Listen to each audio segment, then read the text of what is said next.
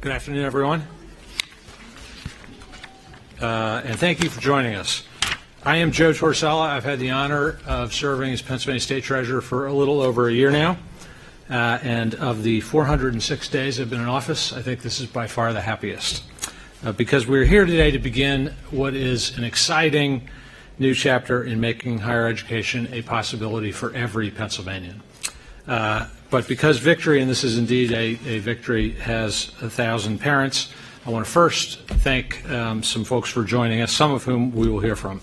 And it is, the good news is a long list. Senator John Gordner, Senator Vincent Hughes, Senator John Blake, Senator Art Haywood, Representative Duane Milne, Representative Mike Peifer, Chairman of the PHEAA Board of Directors, Representative Brett Miller, Representative Leanne Kruger-Branicki, Representative Bernie O'Neill, Chair of the House Finance Committee, and staff from the offices of Senators Fontana, Leader Reed, Leader Dermody, Senator Corman, and Senator Scarnati, and then finally a crew headed by Jim Preston, the President and CEO of PHEAA. We're glad to have you all with us and glad for your work in making today's announcement possible. So I've often said that most of the good things in my own life started with education, and that I was incredibly lucky to be the product of a generous time that made every opportunity available to a kid like me, and a generous place where I grew up, Berwick, Pennsylvania, in Columbia County, that was full of people who were there to give me a hand and sometimes a push at every step along the way. And since then, as we all know, and unfortunately that story that I experienced has changed. That palpable sense of community that I knew growing up has become harder and harder to find. And the higher education that propelled my family's American dream, like so many of yours, has become staggeringly expensive, putting up unfair barriers everywhere. In just the last dozen years, the average price tag of a college education has skyrocketed by more than 80% and has crippled Pennsylvania graduates with the distinction of having the highest debt load in the nation. And even while the costs of getting education after high school have exploded, the consequences of not having one have worsened dramatically, because what used to be a surefire ticket to the American dream is now just the price of entry in the global economy. Since the end of the Great Recession, there have been 18 million jobs added to the U.S. economy, and of those, a full 17 million have required some form of post-secondary education, whether that's a trade or vocational certificate, a 2-year college degree, or a 4-year college degree. Now, every child born in Pennsylvania, and there are 140,000 of them every year, deserves a fighting chance to get the education they need to succeed in this new economy. Whatever they look like, no matter how much their parents make, and whether they live in a small city, a farm, or any one of our suburbs, or any community around the state. Whether they are going to the main campus at State College, or whether they're going to a vocational program around the corner. And the program we're launching today, Keystone Scholars, is an important step to giving that next generation that fighting chance. Research shows that if a child has a higher education savings account at birth, even when the balance in that account is very modest, that child is 3 times more likely to pursue training or education after high school and 4 times as likely to graduate. And the kids who go on to earn that degree will earn, on average, up to $1 million more over the course of their lifetimes. That's why states around the country have been experimenting with creating universal children's college savings accounts seeded with a small opening deposit to encourage every family to start saving as soon as possible, to improve financial literacy in every community, to even up the playing field and help make sure that no one is priced out of a chance at a higher education. And that is why I am thrilled to announce that today Pennsylvania will join that list with the launch of the Keystone Scholars Demonstration Project. Thanks to the generosity of our partners at the Pennsylvania Higher Education Assistance Agency and the Neubauer Family Foundation, and with the support of Governor Wolf and the Pennsylvania Department of Health, we have raised more than $2 million so that every baby born in 2018 and 2019 in 6 counties around the Commonwealth, Delaware, Elk, Indiana, Luzerne, Mifflin, and Westmoreland counties, every baby born in those counties will be eligible for a $100 scholarship grant to a 529 account that will put them on the path to saving. Whatever direction their talents take those kids, Keystone Scholars accounts will follow. With this demonstration project, we'll bring these grants to 30,000 newborns, and we'll develop the necessary expertise to bring this project to scale, because this idea is too good to be limited to just 6 counties. Every child in Pennsylvania deserves that bright future, which is why we are so proud to also announce the introduction of bipartisan legislation, working with partners in the Senate and the House, that will bring Keystone Scholars to every county. Working together with them, we can make this $100 Head Start a reality for every child in Pennsylvania without costing the general fund a dime. When parents look at their kids, they don't see the price tag of tomorrow's higher education. They see future carpenters and teachers or police officers or engineers. They see everything their child could do and everything they could be if they're given the chance. And that's exactly how we should see all of Pennsylvania's kids too. We can rise to this challenge and work to financially empower all of our citizens to save, starting the day their child is born. We can work together to build that culture of savings through childhood, through all the birthdays and the dance recitals and the sports meets and the science fairs, until they're grown up, and those savings will be there to help them realize a prosperous future. And we can also, maybe most importantly, we can build a culture of expectations, of telling every generation of new Pennsylvanians that comes along that we believe in them and see a future that extends as far as they want to go. Now, this is a simple idea behind this program, and it passes what I like to think of as the Berwick test. It's not red or blue, it is just plain common sense. It builds new ladders of opportunity for our time, and it doesn't play on our divides, but it bridges them. It reminds us that we are, in fact, here in Pennsylvania, one community, one true commonwealth, as we call ourselves. So that's why it is only fitting, and on a personal note, I could not be happier, that the senator who represents Berwick today will be leading the charge for this program in the General Assembly. The Majority Whip, Senator John Gordner. Please welcome him.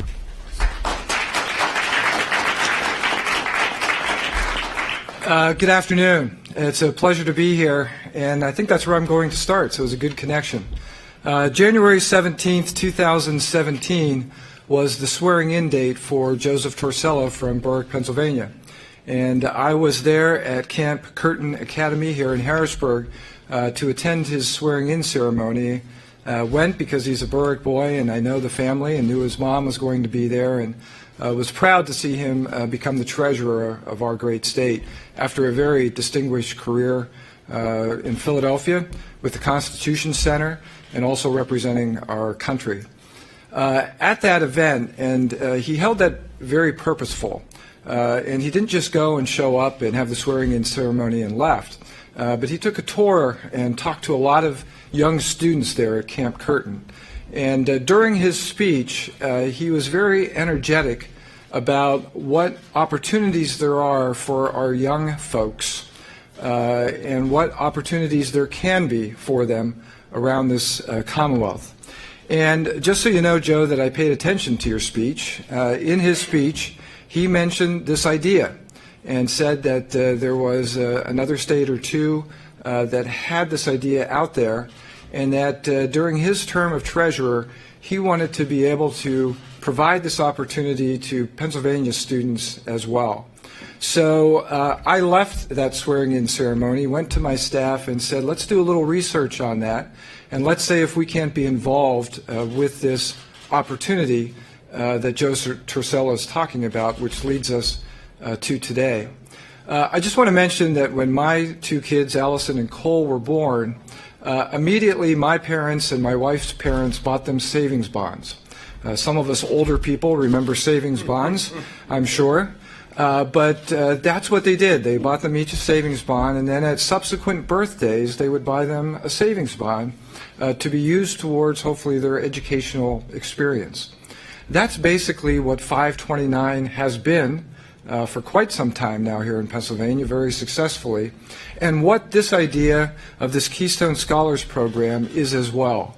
That old savings bond is now this, that investment at birth that will lead to great dividends. For many years, I was involved in a program called Economics PA, which was the largest financial literacy program in the state. And they would focus on providing financial literacy to high school students, whether it was car ownership and understanding that there are costs involved with owning a car, or also playing the stock market game to understand about the investments and how many of those students, if not almost all, will have 401k plans that they need to make investments on, and about how compound interest works, and about how amazing it is that $100 at birth, what that becomes at age 18. So this is just an extension of that, and not necessarily to that baby or the 5-year-old or the 10-year-old, but to the family, to make sure that they immediately see what that small investment can be and what it can turn into as the years go by and that baby grows to be a child and then a young man or woman. So I think it's a great opportunity. And the other great thing about this program, because look, 4-year higher education is not for everyone, and I say that oftentimes when I go to the schools. But as you know, with our 529 program, it is for trade schools, it is for technical schools, it is for community colleges, it is for lots of opportunities. Again, heading back to our area, we have the Penn College of Technology, which provides great programs for a lot of folks that are heading into the trades. We have Luzerne County Community College. So it's not necessarily to say, hey, your child has to go to a 4-year program. But as the Treasurer mentioned, 17 million of the 18 million jobs are those that have had some sort of training beyond high school. And the dividends as to future earnings are incredible. So this is that seed, that spark, in order to provide, hopefully, great opportunities for our young people across the Commonwealth. Thank you.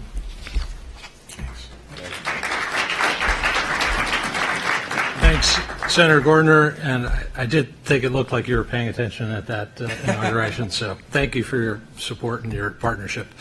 Now it's my honor to welcome the other lead co-sponsor in the Senate on this effort, who has, and I have the privilege of having him as my senator, Senator Vincent Hughes, who also serves on the board of directors at PHEAA and was part of the unanimous passage of the resolution that has made the demonstration project possible. Please welcome Senator Vincent Hughes. Thank you, Treasurer. Thank you to my colleagues. I don't know who this young lady is, but just wait. Just wait. Okay. All right. You know, I didn't know we were electing colleagues that young these days. All right. This is real simple stuff. You know, when you find the sweet spot on public policy, right, and you're able to come together, bipartisan, administrative, making common sense public policy, kind of makes coming to work a lot easier, wouldn't you say? Yes. Kind of makes coming to work a lot easier.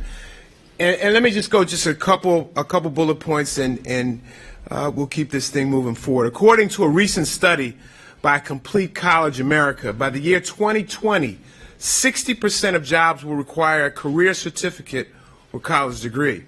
As of 2011, only 43% of adults in Pennsylvania earned post-secondary certification. In 2008, students and families paid approximately 36% of the cost of public college.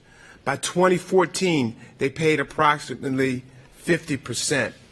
Pennsylvanians graduate on average with the highest amount of student debt, higher than anywhere else in the nation, with more than $35,000 on their backs. The fact is, too many of our young men and women, 70%, are graduating college with staggering debt. Many college students are working simply to pay off student debt, which means that their earnings are not being churned back into our economy.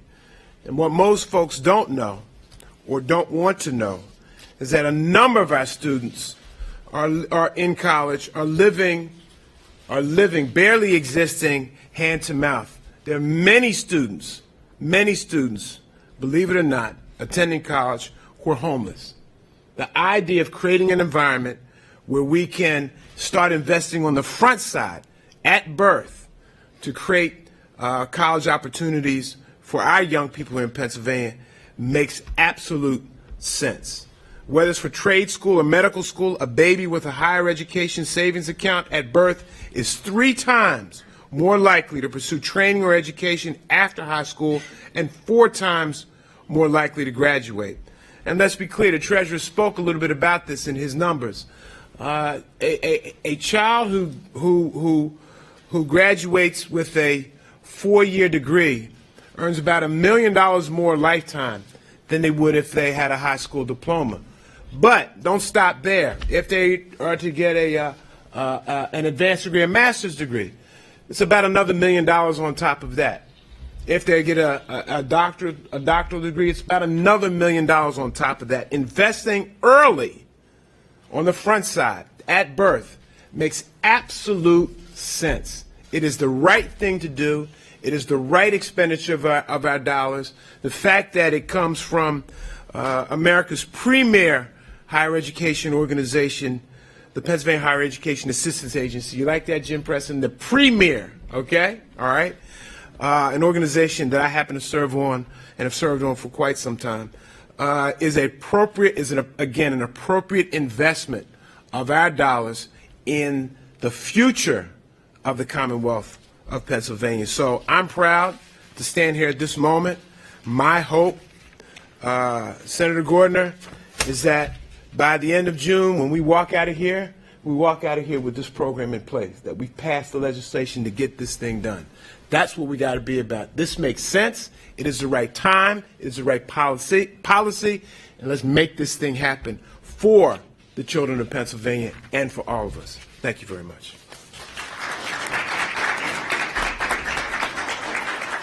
Thank you, Senator, and we will book this conference room for June 30th. Let's do it. Come on. Thank you for your longstanding support of this concept. Now I'd like to welcome the representative who's taking the lead on this in the House, Representative Duane Milne, who will be the prime sponsor of the Keystone Scholars legislation there, and who is just back to the Capitol after his service in the reserves. So welcome back, Representative and Captain.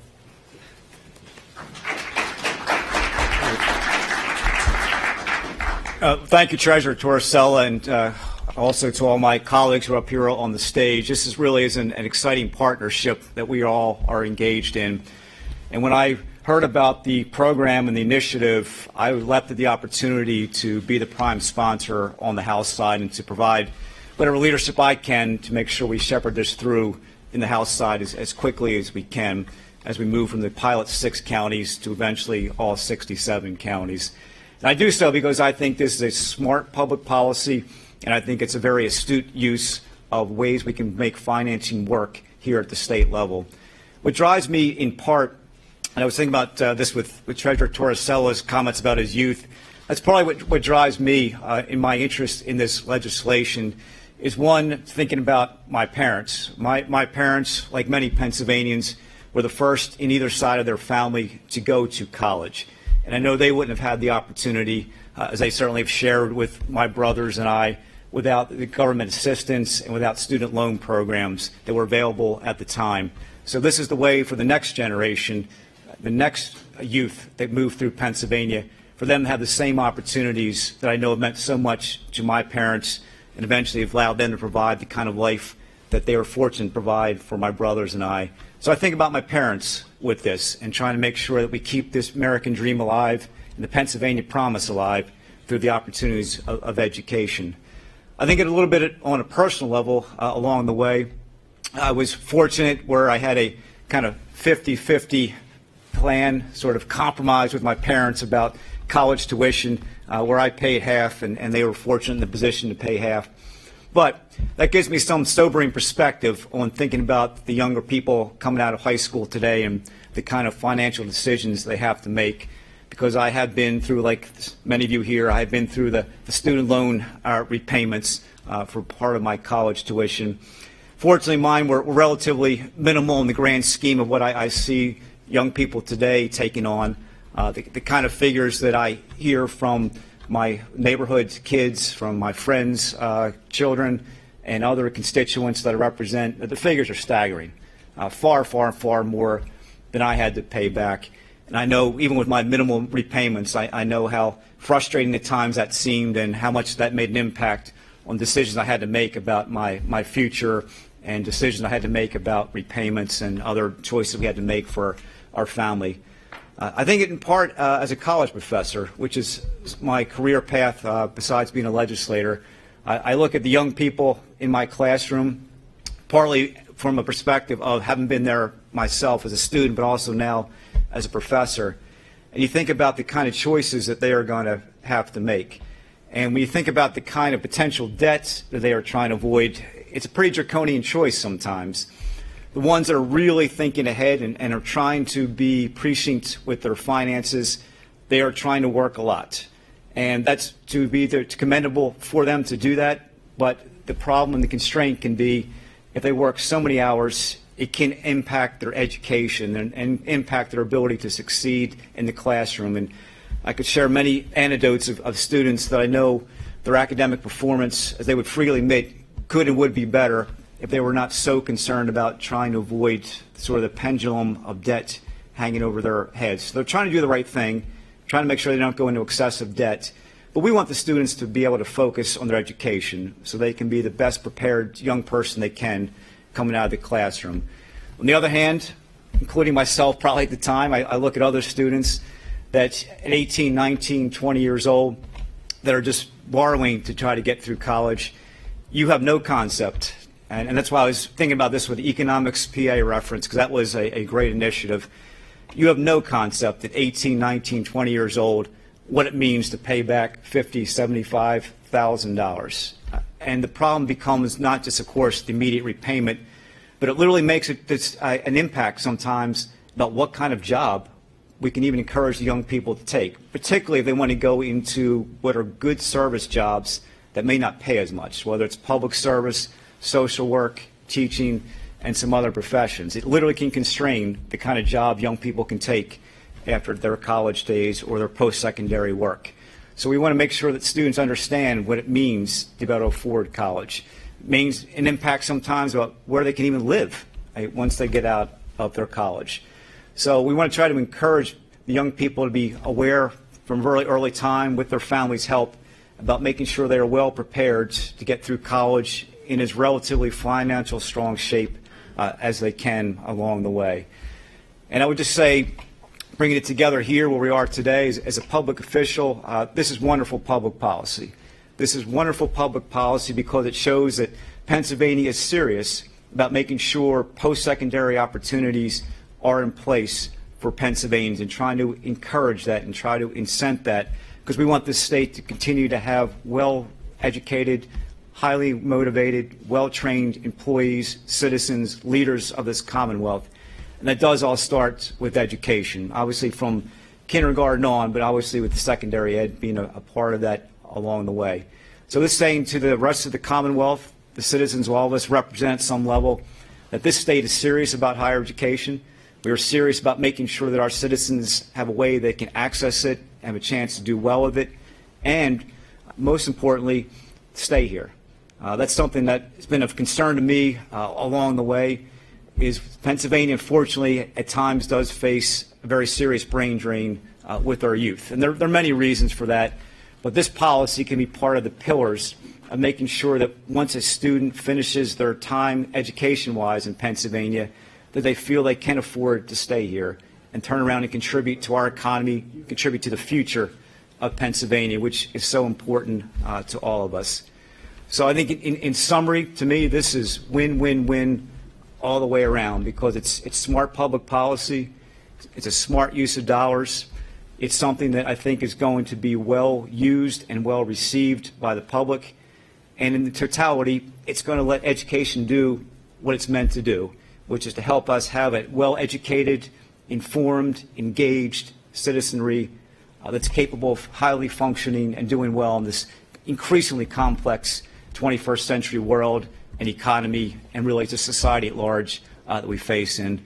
So Treasurer Torsella, you have my word that I will be working with you closely, strongly, and very much vociferously to make sure we pass this legislation and build on the 6 counties pilot study, which I think is going to be a great foundation to begin to expand the program. So thank you for being part of it with me. Thank you.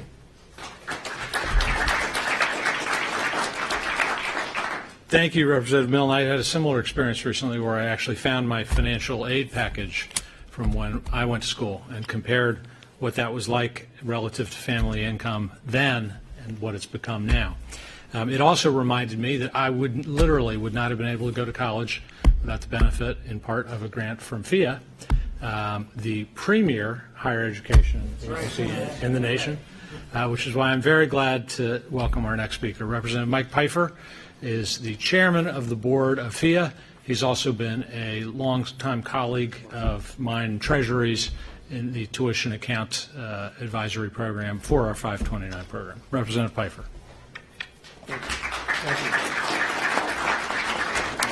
Thank you, Treasurer. I really appreciate this opportunity, and I know I just want to recognize, and you said it earlier, but I would like to recognize some of the people here from PHEAA. Jim Preston, our president, is here. Jim Steele, our chief operating officer, is here, and of course, Senator Hughes is a board member, and I did see Representative O'Neill somewhere in the audience here today. So I just want to say that PHEAA's got 16 members from the General Assembly. I appreciate all the work that they do. We work very hard together. Our mission is to provide opportunity for higher education to the students and family of this Commonwealth. But sometimes at age 18, maybe that's just a little bit too late. And we do a great job distributing the appropriation through our general fund that we get every year. We match that, or the families can match that appropriation per student with the federal monies and the Pell Grants. And again, all that money helps. Students can work. Students' families try to save. There's many different options available. But no one's ever looked at this idea of starting it at such a young age. So I applaud the Treasurer for such a great initiative, because we all know that compounding of money over 18 years can be very great. And he deserves a lot of credit for this thought process. And I will say I have 3 children. All three children have 529 accounts. And I will say that saving through these accounts is contagious. You get a statement every quarter. We're starting to see some earnings in those quarters. I mean, that's exciting. We can see the money going in there. You can sit down. I sit down with my daughter, who is a junior in college, and I sit down and I say, here's our statement. Here's our goals. This is what we want to do. We're so proud of you. And we are all working together. My grandparents or her grandparents help very much. Our family works very hard. She works very hard. We're proud of her. And there's nothing better than giving a child a goal and saying, you know what, someday you can go to that school of choice. But it's going to take a lot of work in the classroom. It's going to take a lot of work saving money, and you can do it. And that's what we at the PHEAA Board, that's what we want to do. We want to make sure that those students out there have opportunity. We want to say, hey, look, we have such great schools in this Commonwealth. I mean, they're just, some of the best in the world. We really believe that. We want them to stay here. We want them to go to school here. We want them to live the American dream, and we want them to grow here. So, again, it is my honor to be here. PHEAA is a proud partner in this initiative. We've discussed it several times, and we just think it's the right thing to do for the families of our community. So, again, for me, thank you for including me today, Treasurer, and just congratulations to you and your 529 TAP team. Thank you. Thank you. Thank you, Representative Peifer. Now we will answer Senator Hughes' question by welcoming someone who is currently a freshman at Millersville University, but I think quite possibly could be a colleague of yours in just a few years' time. We're really pleased to have Evelyn Days with us to talk about her story. As said, she's from from Downingtown, and is now a freshman at Millersville, where she's majoring in biology with a GPA that is worth bragging about. I'll let her share it if she cares. Evelyn, thank you. There you go.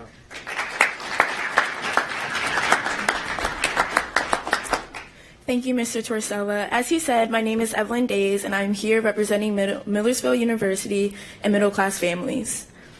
Looking back to when I was younger, there were two things I could sum up about my childhood. The scar on my face from being scared of falling down the steps, which led me to fall down the steps and create this scar, and money, something my family did not have a lot of. I'll never forget the day I was at the store with my dad and I asked him, "Are we poor?" My dad has a huge sense of humor, so he jokingly said yes. The reason I bring up that he joked is that he didn't want me to worry, but I always worry. After this day, I feared my future and definitely did not think I would have a summary about myself saying I'm coming from an incredible university with a 3.57 GPA, since he didn't want to say it. When I was 2, my father and mother split, and my mother was around when it was convenient for her. When we were young, my father's transportation was the bus. Can you imagine trying to bring 8 kids on a bus? Knowing that he could not afford a car at the time, starting a higher education fund for any of his children was not in the budget. College did not seem like an option for me. According to the Huffington Post, the average cost to take care of a child is $245,340. With that number, it costs $1,962,720 to raise 8 children up to 18 years old. At this time, my father was making about $60,000 a year. The program I came to talk to you about today is called Keystone Scholars, a program designed to secure a better future for kids like me that come from a middle, low-income home, wanting a better future for themselves. Parents with a child born in 2018 and following can claim $100 for their child for education purposes and then receive it between ages 18 and 29. Just a month ago, my sister gave birth to my niece. I don't want her to be limited a future because of her parents' circumstances. No child should be limited in education because how much the parents make annually. A child born into a family with parents making 6 figures deserves just as much as a child born into a family living off of minimum wage. Babies with a higher education savings account are 3 times more likely to pursue an education and 4 times more likely to graduate. Today, I am asking you to think about all the jobs that could be filled by kids starting off with $100 and how it can promote a culture of saving. It can be hard to understand a situation you have not been through. But there are too many kids that have thrown away their dreams because of the lack of a piece of paper. This program has the ability to change lives for the better. I would like to thank Treasurer Torsella for wanting to bring this program to Pennsylvania and giving me the opportunity to share my story with all of you today. Thank you.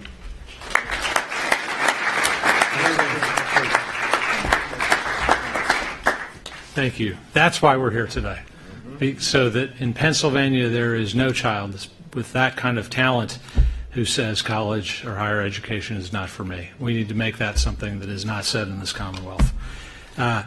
Every Pennsylvanian deserves this chance. We're thrilled that we are working toward the goal of giving it to them.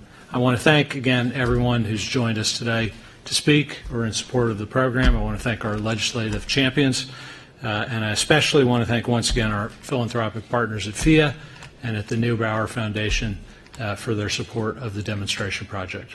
That concludes our program. Happy to take your questions, and I'm sure I speak for my colleagues who would join me in that as well. That's $14 million price tag. That would be for the statewide program. That would be statewide based on $100 per child with approximately 140,000 births. The demonstration project will reach about 10% of the Commonwealth's population in these 6 counties. It's about 14,000 births per year in those 6 counties. And you said none of that would come from the general fund? None of that comes from the general fund. Are there any further questions?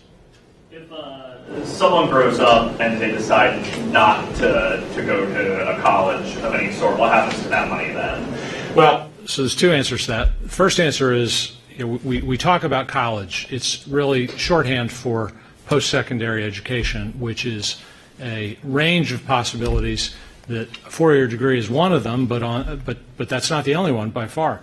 Vocational school or certificate programs or a two-year degree included. So if they choose to go in that direction, these funds, as they grow and are compounded, and hopefully as they are added to with family savings or other partners' deposits, will be eligible for those things as well. So these funds could be used to pay for tools in a vocational program or for a certificate program. Now, if they choose not to do anything after high school and pursue none of these options, at the end of the program, those funds would revert back to the program and be there for the next generation of kids to come through. And Treasurer, I just want to mention, you have to age 29 in order to use these funds. As you know, sometimes folks graduate from high school, decide not to go, and they go out into the workforce, but all of a sudden at age 24 or 25, they realize that, you know what, I would benefit from some sort of program, and that's one of the reasons why they have from age 18 to 29 in order to access this program and use this, because they may not initially, but they may as they get older. Or another example, sometimes kids go into the military and then go to school, which will also be comprehended by that range. No other questions? Do we have an estimate for what you expect $100 to translate to after 18 years? I can give you an estimate, but that's not going to be the answer. But the estimate is if you compound $100 at 7%, by the time the child is a senior in college, that'd be worth about $440. But the real answer is in two other facts. Number one, whether we have a wonderful program in 529s. It's used by about 7% of the state. If we can get more people saving, we can start to drive up at higher education attendance levels, and we can start to drive down some of those debt statistics you heard about. If a family, and the real point of this, if we can get families to save even a little, if a family saved $25 a month as a result of the inducement that this program gives them to think about doing that, those funds compounded over the same period would equal about $14,000, which is approaching the one-year cost of being at Penn State, which is about half of our current, not quite half of our current per student debt figure. So that's also part of this. But the real message of this program actually has, in my view, less to do with numbers and the value of $100 compounded, even though compounding is a wonderful and miraculous thing. It is in changing expectations and in setting expectations. Just like Senator Gordner said, I too had well-meaning aunts and uncles who gave me every birthday a $25 savings bond and said, this is for college. And I thought it was the world's worst gift. But what it did is it told me what they hoped and expected and believed in me, and that there was a network of people there who believed and would support me through that. That's what we're trying to do as a Commonwealth with this. We're trying to tell every kid born in the state that we believe in them, and we're trying to change and raise those kind of expectations. I think that is the real power of this, the $100. And I think that, by the way, that's why this research, which is fairly compelling, shows as early as age 3, there's impacts in mothers' expectations for their kids. That's the 3 and 7 times more likely to go to and graduate college. It's not the power. The money is important, but it is not the power of the amount of the money. It's the statement of faith and expectation and community that we're making when we do this. Anything else? Well, with that, I'm going to again thank you all. I'm going to again thank our partners, and I'm going to invite you all back here. Maybe we should say July 1st just to be safe? No, June 30th. June 30th. Thank you so much.